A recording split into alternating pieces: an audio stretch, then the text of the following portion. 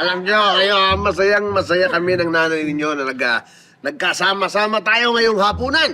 At gusto kong samantalahin na rin ang panahong ito para kumustahin ang mga negosyong pinasok natin. Ha? Isa-isa. Kumusta? Ikaw, honey.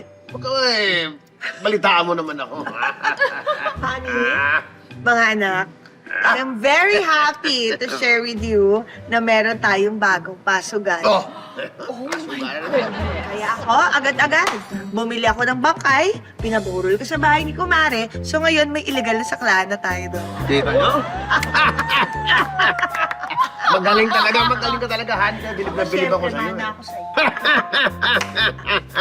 Alam nyo, proud na proud ako dito sa nanay nyo, ha? Akala nyo ba siya lang ang siya lang ang may sorpresa? Ako rin! Oy! Ha? Ako rin! Oh! Oh! Tingnan nyo, ha? What's that? 5 milyon! 5 milyon! Ha? Kakabayad lang sa akin ng pamilya Selose. Oh! Oo, nagbayad. Kinidnap ko yung anak. Tuloy Ayan, nagbigay. Ah. Alam niyo ba? Alam niyo naman ang diskarte ko. 5 milyon agad. Galing mo talaga. Ako ba? Expert na kidnapper. Ay, oo naman. Hoy, Ikaw. mo ibahin ang usapan, anak.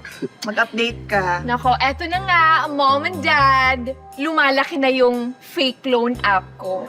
Yung binubuo namin ng boyfriend ko, lumalaki na yung kita. Ang bilis. Alam mo, grabe, last week, may pinautang ako. Oh. Tapos after 2 days, siningil ko kaagad.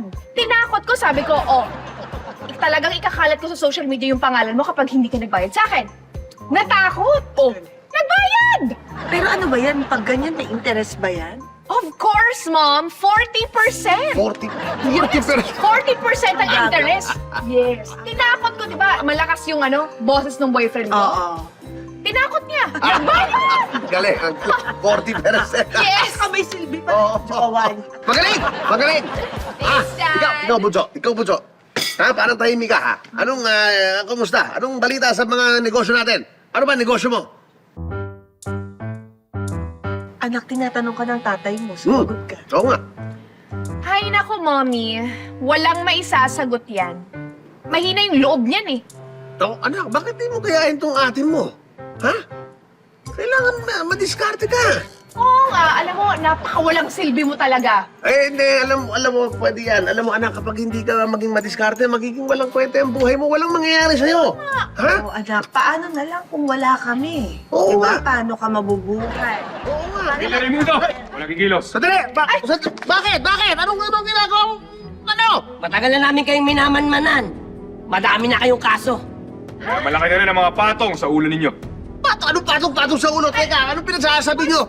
Ha? Wala kayong ebidensya! Wala kayong ebidensya sa akin! Marami. Dahil may nag-tip sa amin. Nag-tip?